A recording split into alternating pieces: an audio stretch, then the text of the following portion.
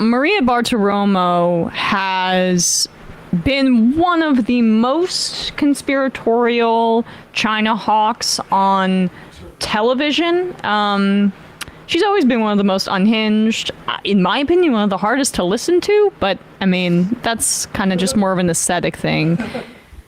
But I'm really surprised. What? What happened, Bradley? Governor DeSantis, like she's. Governor DeSantis. I mean, it just. Why are you such a freak?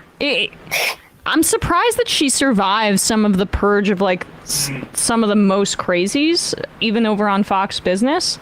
But this is her speaking to Gordon Chang, who is a senior fellow at the Gatestone Institute, and she's just like spreading insane conspiracy theories about Chinese spies and things like that. And Chang goes even a step further.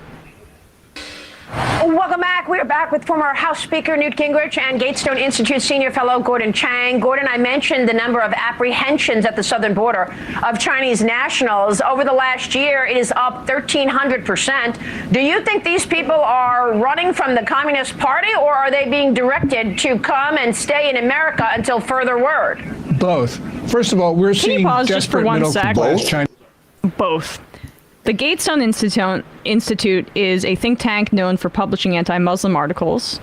It was former ambassador to the United Nations and former NSA advisor John Bolton was its chairman from 2013 to 2018. Okay? So, like, the organization has attracted attention for publishing false and inaccurate articles, some of which are shared widely. That's Wikipedia for you. But just like, these are the waters these people are swimming in. This is John Bolton's organization. If we're talking about hawks, if we're talking about pro-war people, it doesn't get more hawkish than this group. Well, I mean, and Gordon Chang, just to put him into context a little bit, like, China seems pretty potent now, flooding our borders with, we'll get to the nature of the type of people they're flooding our borders with, but in 2001, he had a book called The Coming Collapse of China. So this guy is a media grifter. He's a propagandist for hire, basically, and he'll say whatever you... for Americans who want to, like, feel xenophobic about China. Yeah, exactly. Yeah. Attack China. He's a China attacker professionally. That's all he's really capable of.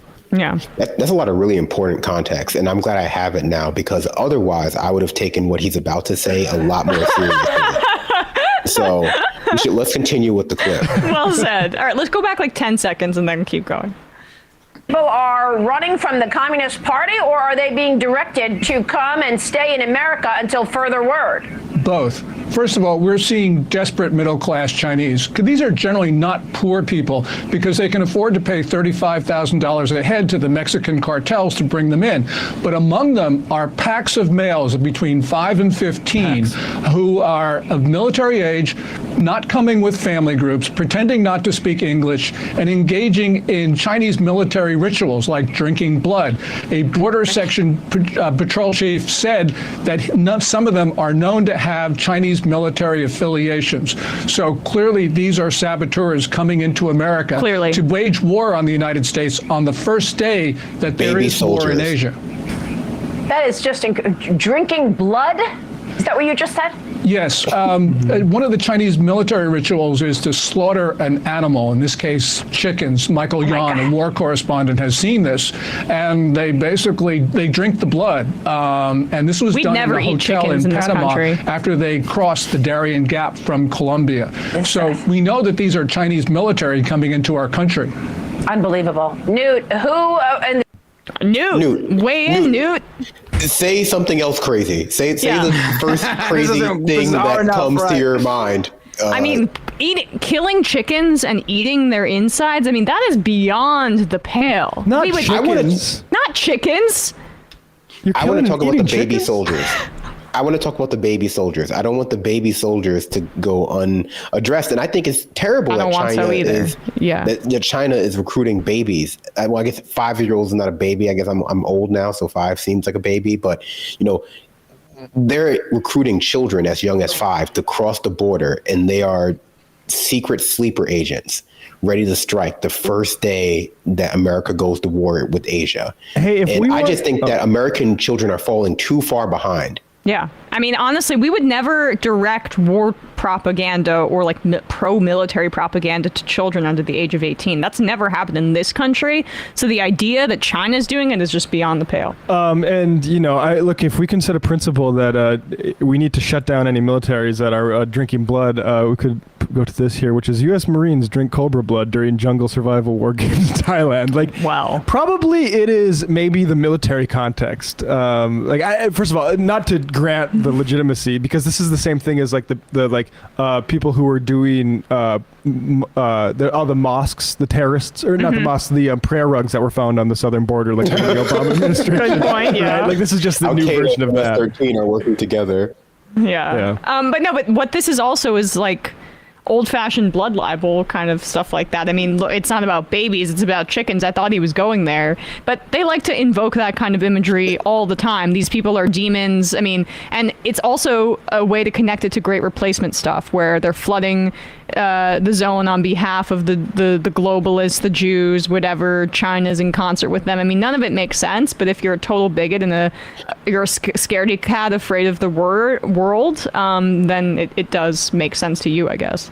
I think he got a few of his conspiracies mixed up. Like he wanted to talk about anchor babies and, cartels and like terrorists. And then he ended up with like baby terrorists are working with cartels. And that doesn't make any sense to me. But Maria Bartiromo, like she was able to like make that all make sense for her audience, I suppose. There is a really significant drumbeat from hawks in Washington wanting more direct military confrontation with China. Yes. And it's one of the most bipartisan kind of impulses that we're seeing. I have been alarmed by the Biden administration's hawkishness towards China. They've actually put their foot on the brake a little bit recently in terms of like Blinken meeting in Beijing, which is good. But the reopening of military bases along China's borders, the deals that we did with Australia in order to have our submarines with weaponry close to China as well. Protectionist stuff in the CHIPS Act. Yeah, I mean that's Biden, right? And it's depressing that we can't have like a domestic industrial policy bill that isn't directly about like drumming up xenophobia with China, the CHIPS Act, for example. Like you had to pass that within the context of we have to compete with China, as opposed to maybe it would be better if the United States had some more redundancy and onshore production of these kinds of things. But regardless, watch out for Red Scare 2.0, 3.0 stuff, because that's essentially what this is.